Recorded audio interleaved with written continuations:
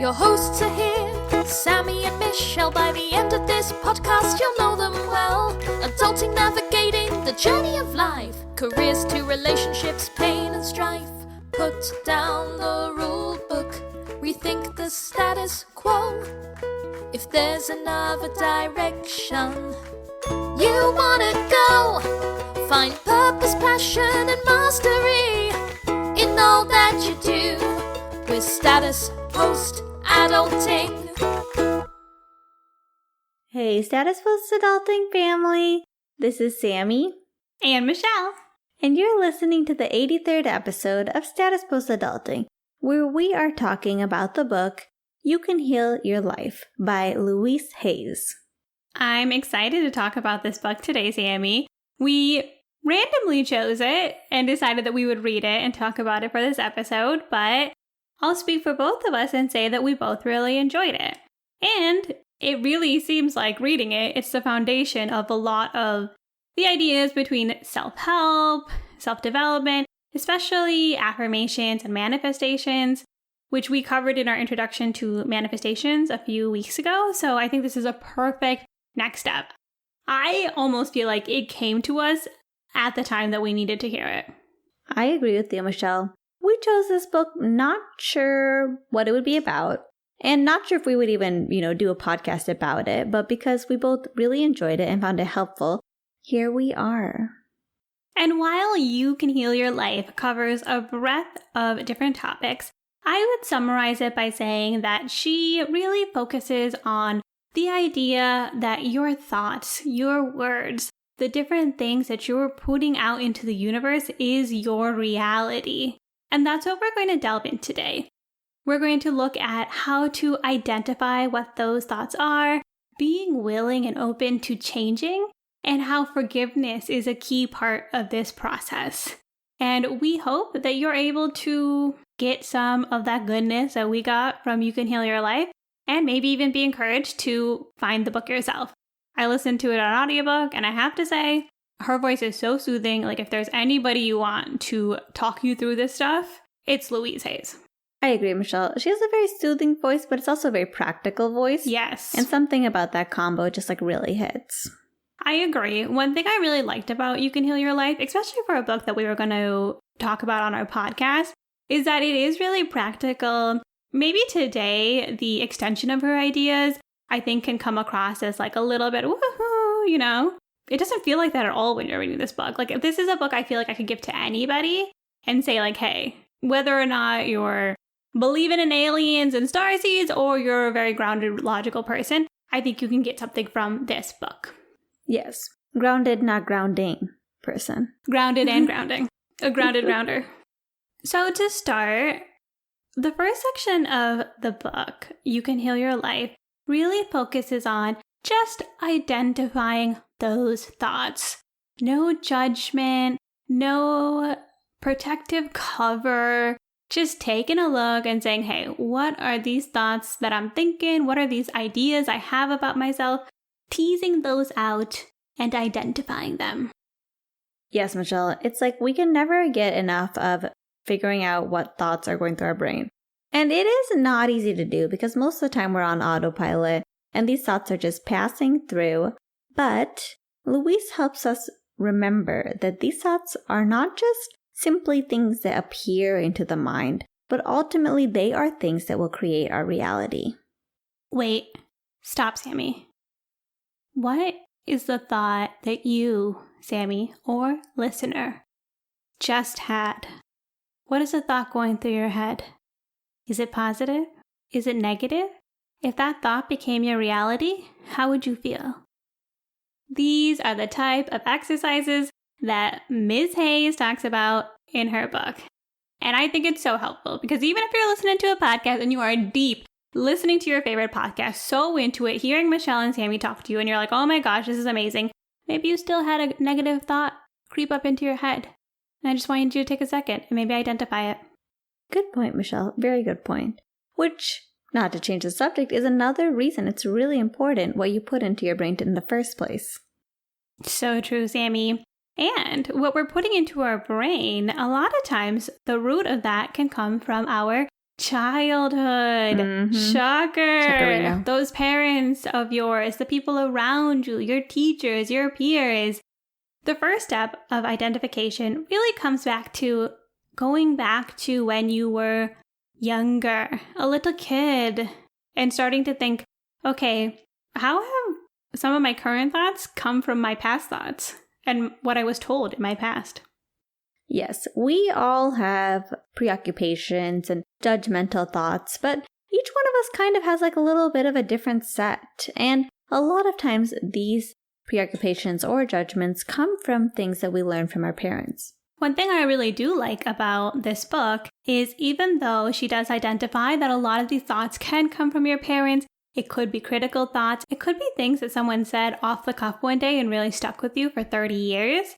At the same time, she's also very forgiving towards parents. Just this idea that we are all doing the best that we can.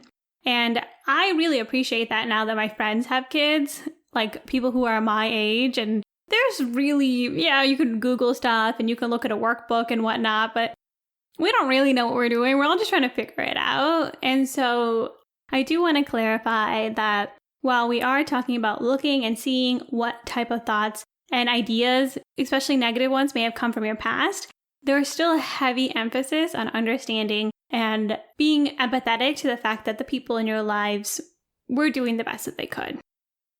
I agree, Michelle. She helps us recognize how these thoughts came from our families, multiple generations even, but at the same time, she keeps it pretty real on remembering that those people were also only doing the best job that they could. So although maybe we were hurt by some of these things, it's time to get over it and move forward. Mm-hmm. And she's much kinder than we are, quite honestly. And she also asks you to look at your parents' childhood. And so our parents are recently visiting. Conveniently timed. Conveniently timed. Maybe the universe's plan. The universe is planned. And I was like, you know what, let me get a little bit more history on my parents, how they grew up. And for some context, people, we love our parents. We have a great relationship with them.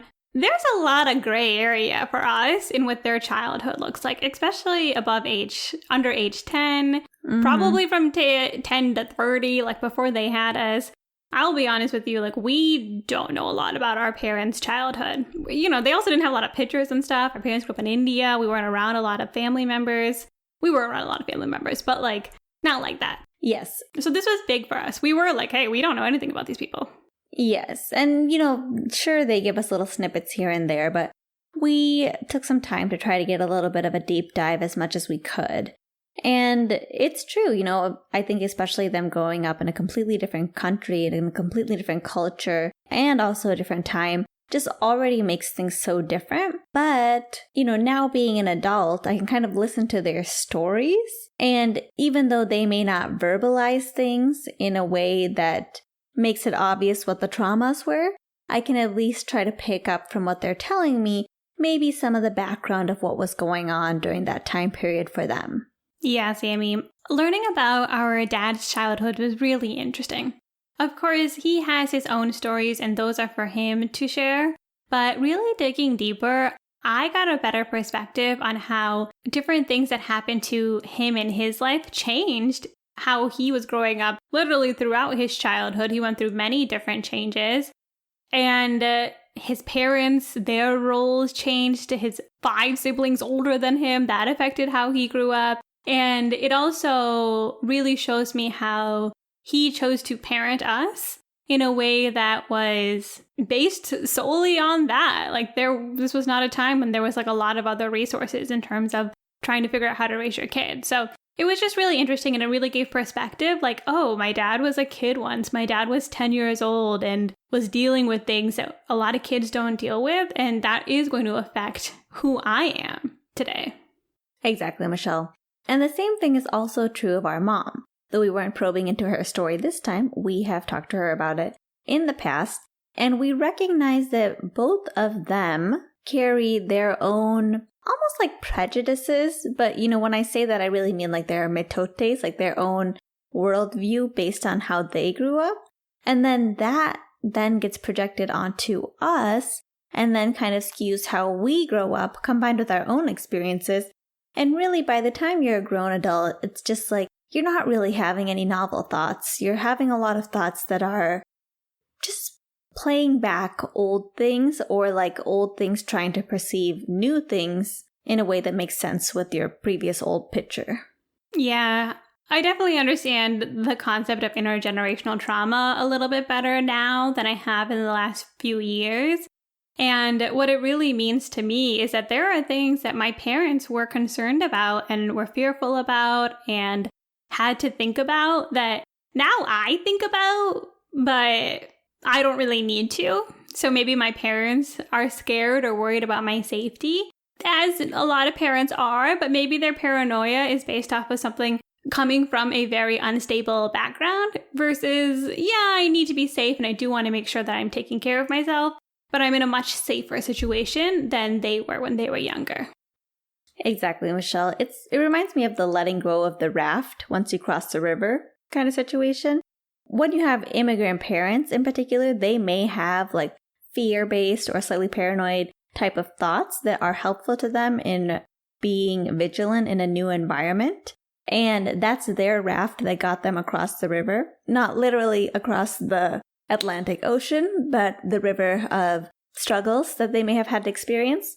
And then they pass that raft onto you, and maybe you need it a little bit, but you might not need the raft at all. So it's helpful to take a look at it and maybe throw it away, because maybe being excessively fearful or paranoid only makes your daily life more difficult, because the probability of those being present are actually so low that it's more harmful to think like that.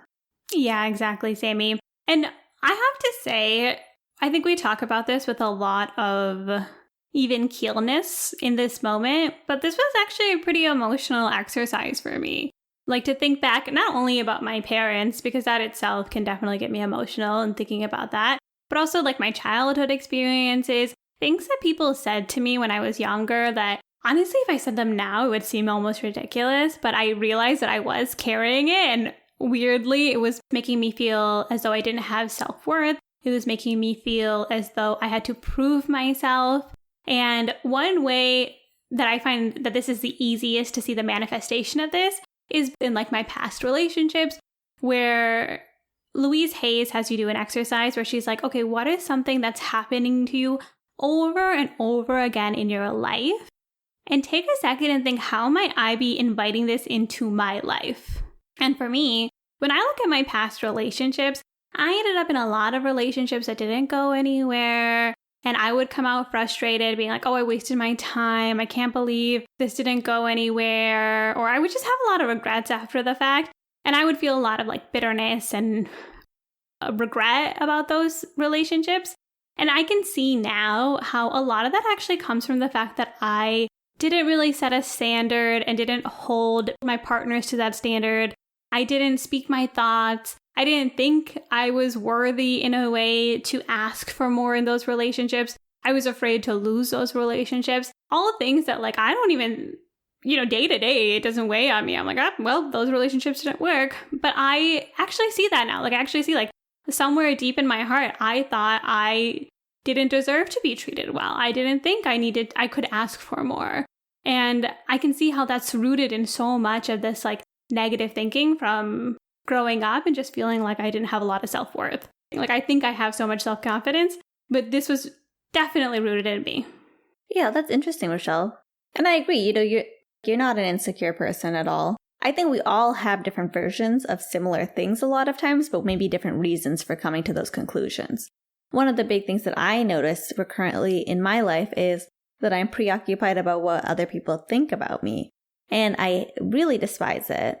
And it's something that I am working on, and I think I've been getting better and better at over time. But I see how, I see it as like, oh, I care about what other people think about me. It's like a simple thing that maybe a lot of people experience. But I see how my experience with that formed is, yes, a lot of the normal things that children experience as far as, trying to fit in with other children. But also, being from an immigrant family, being the oldest, like how I particularly felt like I needed to conform ASAP so that I could kind of fit in, because I literally didn't otherwise. It's so true, Sammie. And one of the biggest things about realizing these things is not even to criticize yourself. It's to be like, maybe that served a purpose for me in the past, but that doesn't serve me anymore. Moving forward, I can control how I feel. I can work on these things. And I can admit that I did this. I was protecting myself in a certain way. And now I can let go now that I recognize it. Exactly, Michelle. By the same token, there might be a lot of thoughts that you have that you might not know exactly where they came from. And that's still okay. And you can still let go of those thoughts. Like for me, a lot of other thoughts are reflecting on what could happen in the future, like for various scenarios. Like, oh, is this going to be okay? Is this going to be okay? And then playing out the different potential scenarios in your brain. I think that's a common thing that people do. And I know it's a common thing I do. And reading this book really, really helped me realize, like, that's not just like a thought that like is also unnecessarily stressful. It's also a manifestation. Like in my artificial brain, I am like creating an entire visualization and an entire reality where something negative is happening. And of course, we'll never know if those things really do happen, if our thoughts really do create reality in our life. But let me just assume that it does, and let me not think that kind of thing and allow that to become part of my reality. I love that, Sammie, because it's so true. If you think, what if every thought, every worry, every anxiety I have comes true? Would I be happy with those thoughts? No. I worry about so many things, and this book has really taught me to focus on what you're thinking, be aware of the negative stuff that seeps in, and it seeps in, like, oh my God, it seeps in. And you're just like, okay, well, I'm worried that the town's gonna catch on fire, and I'm thinking about it so much that I'm gonna make it happen. So I'm gonna stop with that, because whether or not it does or doesn't is not on me. What can I do? I can't control that. Maybe I can buy some extra water. Maybe I can prepare myself in certain ways. But outside of that, I need to let it go. Otherwise, I'm literally going to manifest it. And Louise also brings up this thing about thinking about things that we should do. And I've heard this concept of shoulding before as well, probably after Louise, since her book was so old. But when I heard it in her book, I'm like, oh my God, it's been around so long. This idea of all the things that we should do being kind of like just like lingering seeds of like obligations that we might not even feel obliged to do. And I always like to see the shoulds and be like, either I am going to do it or I'm not going to do it. Like, yeah, maybe I should exercise for 2 hours a day. I'm not going to do that right now. Ain't nobody got time. But there might be other things on that list where I'm like, I should do it. No, instead I am going to do this. I think all the shoulds should just be removed because they're not useful at all and they really just create unnecessary stress in the background. Yeah, Louise has a really good exercise with this where she has you write down every I should that comes in your mind. I should clean up the house. I should get an MBA. I should buy a home. I should get a dog. The list can go on and be very specific to you. And then what she does is she says, okay, like read off the should. Okay, I should clean up the house. And she's like, why? And maybe it's because the house is dirty, but maybe it's because my mom always told me to keep a clean house. Or maybe it's because what if somebody comes into my home and I'm embarrassed because my house is dirty?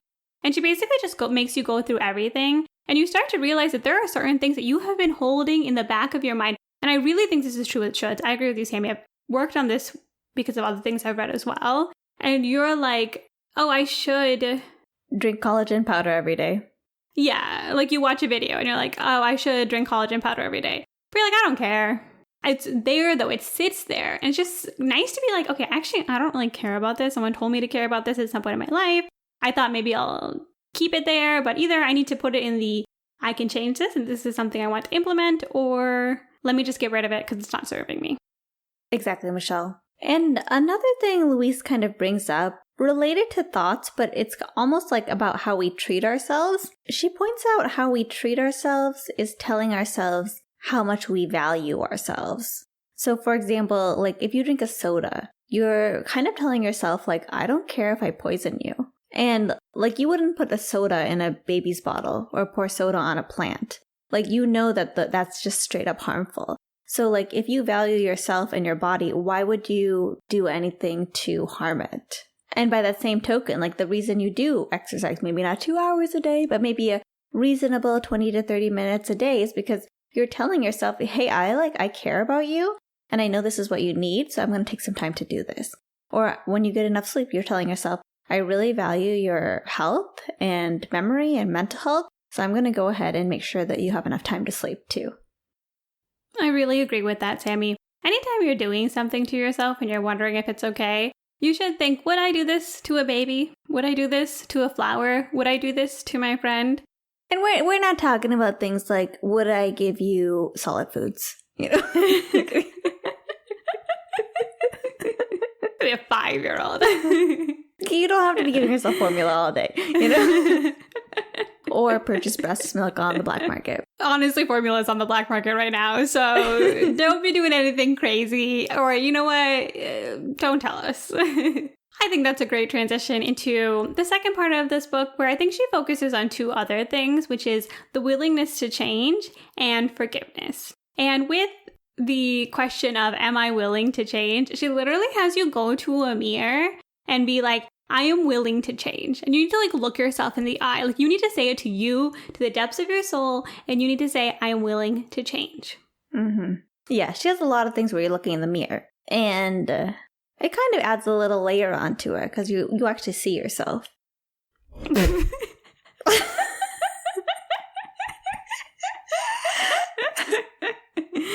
You're not wrong. It's true. I mean, there's a part where you're like, oh, that thing.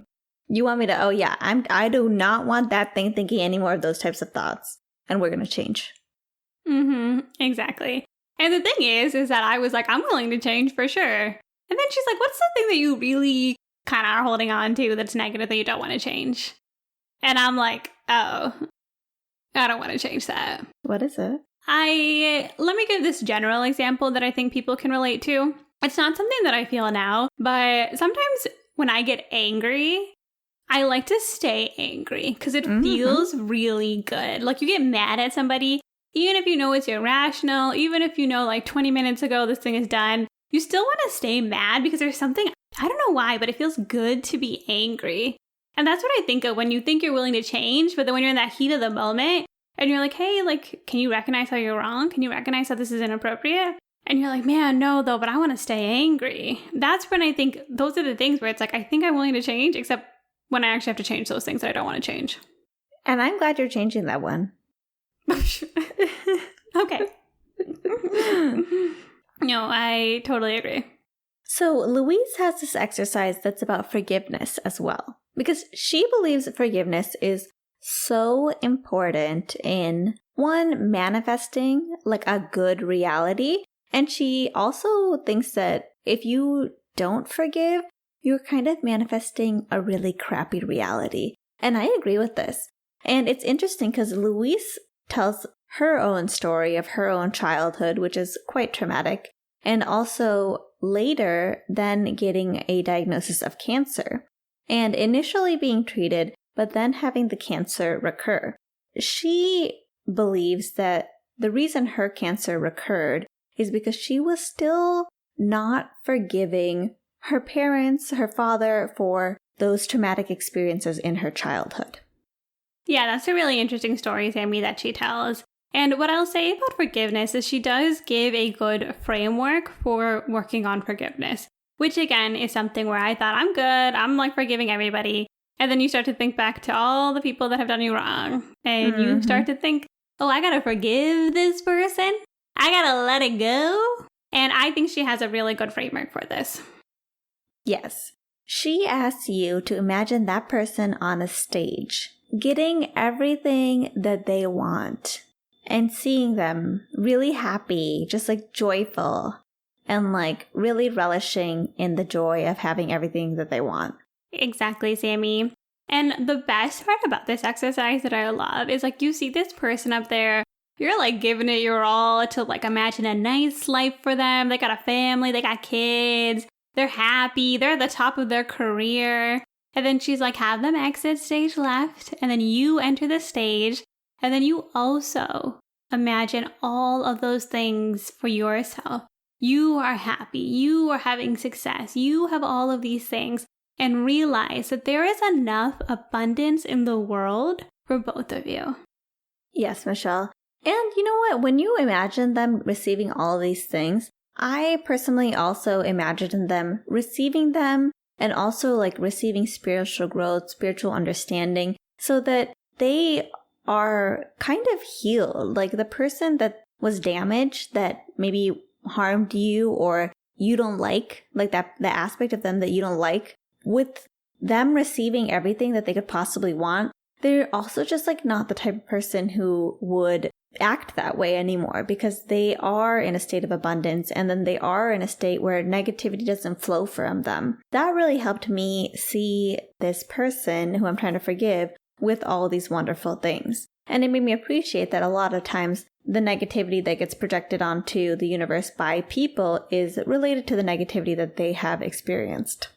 It's so true, Sammie. The forgiveness exercise really made me appreciate that everybody is on their own journey, especially when you're going on this journey in the book and you're identifying your issues and how that came from your childhood and how your parents had issues and that came from their childhood. Like, we're all just trying to figure things out in this world. We're trying to work through our different lessons. It doesn't necessarily make anything okay, but it also, I don't know, I just found that exercise like surprisingly very helpful. Like, I didn't think, I was resistant to it.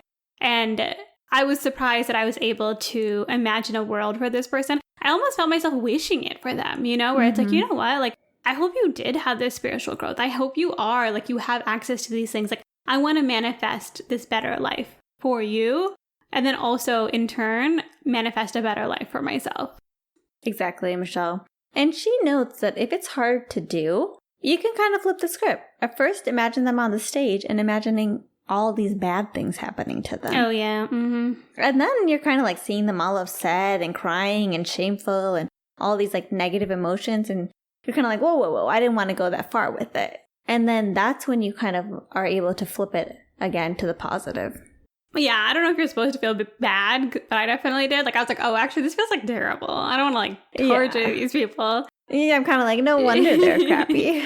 For the ones that are like really doing you dirty, like, you can torture them first in your mind if you want to. She has space for that. Mm-hmm. So hopefully our conversation about You Can Heal Your Life was helpful for all of you. We got a lot out of that book, and honestly, we really can only scratch the surface. It's pretty short. I highly recommend listening to the audiobook. All that being said, Sammie, what do you feel like are the main takeaways from You Can Heal Your Life? I would say the main takeaway that I got out of that book is that every single thing that you are thinking and doing is a manifestation of your future reality, or what's going to become of you in the future. And it's also a signal to yourself of how you feel about yourself and how you want to treat yourself. So after reading this book, I was like really inspired to eat healthy and just be like really, really caring and loving with myself, because I saw it as a way of demonstrating to myself that I value myself. I totally agree, Sammie. And if you're looking to tackle some of those things in your life, her step-by-step process is identifying it, seeing where some of the roots are in your childhood, even going up generations and seeing where some of that might be rooted in your parents' childhoods, being willing to change and asking yourself if you're willing to change and forcing yourself to look at the mirror and say, I'm willing to change, and mean it. And then also having forgiveness. A lot of what she says is to be able to really heal yourself, you need to be able to go back and work through and process forgiveness with these people in your life that, big or small, may have caused you issues. And forgiveness, what it really does is it lets you free and it brings abundance into your life. And I will say, she says it many times in the book, you gotta do it as many times as you need to. Don't feel like you listen to this podcast and have to have your problem solved. Don't feel like reading the book once will solve your problems. Like, it's a practice, maybe something you can do with a therapist as well. But going through the motions really just, I just feel like my vibration is so high right now. I agree, Michelle. And you know what? It's a really short book. Like, literally, it's like a few hours, I think. Mm-hmm. So, highly recommend reading it. It's honestly kind of like one of those books that's an experience in itself. So, give it a try. Exactly, Sammie. And let us know what you think if you do read it. And most importantly, be sure to join us next time as we put down the rulebook and rethink the status quo. Hey, Status Post Adulting family. Welcome to Status Post our episode, our after show, behind the scenes. Episode is over. Hopefully you listened to it and really enjoyed the podcast, which, by the way, if you are listening to this podcast and if you listen to this podcast on Spotify, you could just go and review it really quick. Just like give us a little bit of a star rating. I noticed I think I'm the only person that's done that, and it would be nice to just pop that up a little bit. Especially and only if it's a good rating. If you're still listening to this and you hate our podcast, I don't know. Put us on the forgiveness stage. Put us on the forgiveness stage. We're sorry. We're sorry. We're probably sorry. We're definitely sorry. On the stage, we'll probably become sorry.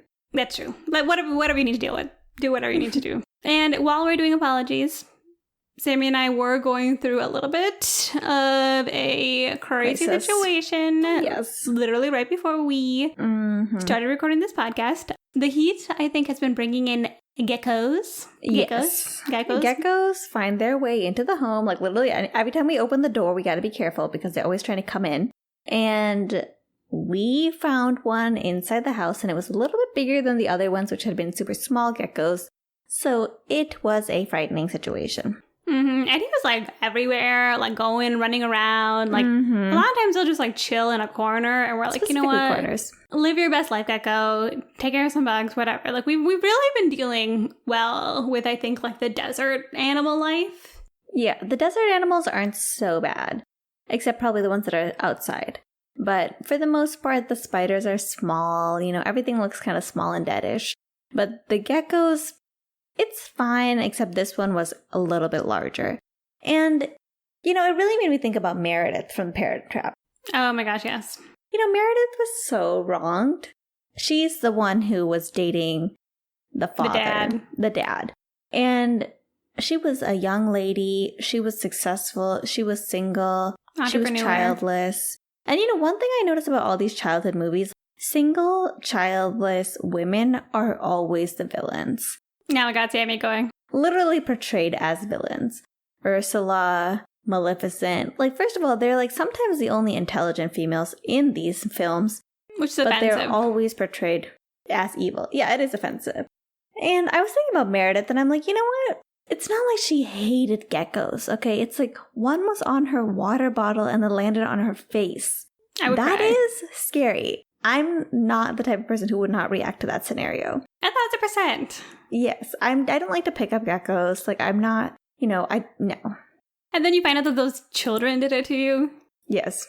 2 children who apparently your boyfriend / fiance decided to separate at birth and not tell his children, which feels very problematic. And but no, you're the freak. She's the problem. And then they're torturing you, probably because of all their trauma. Literally. But the point is that Sammie and I did get this gecko out. We had to go full, like, we got the broom, not moving, doesn't flinch, waiting us out. Then he's, like, scurrying around. I grabbed one of our little dollar store containers, trapped him in there, and then we had to, like, try to slowly nudge him. Like, we were, like, all the way across the home. Yes, we were, like, dragging the dollar store container across the floor with the broom. And we were like, you know what? Curling as a sport makes a lot more sense now. Sammie was pushing it with the Swiffer, and I was like holding it down with a broom. And I was like, I think maybe like 10 years from now, we'll get into Olympic curling.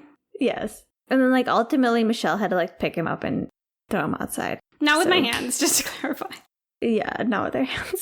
I like lifted the paper and the thing and just like pushed it outside. And Sammie and I hugged and we celebrated and we wept, you know, we wept. I didn't cry. Like, but we wept, you know, like we like were emotional. Yeah, we were emotional. And yeah, I mean, I had been literally like, I don't want you guys to think that we have like some big beef with geckos because we have been fairly nice to them. Like I was letting one live in my shower. I was like, cool, I'm going to just take the other shower because one thing is like, I don't want to be naked in the shower with a gecko. Oh, you know, Sammie, this is so relevant to our childhood trauma.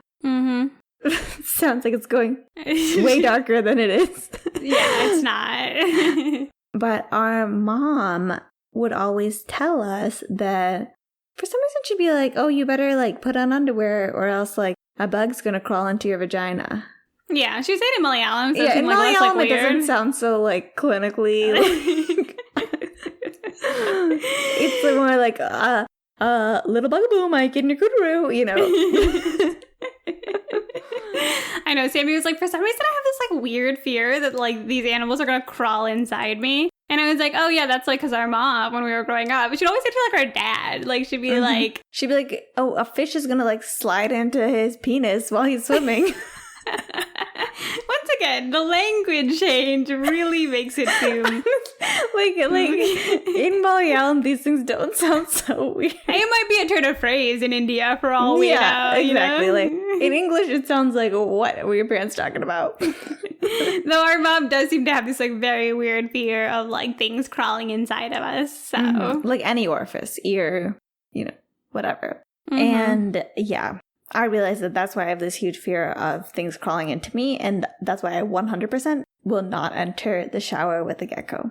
Because he also is like, he's in the base of the shower. He's not like on the wall somewhere. He's like, just like hanging out on the floor. Yeah. So true, Sammie. Anyway, thanks so much for joining today, guys.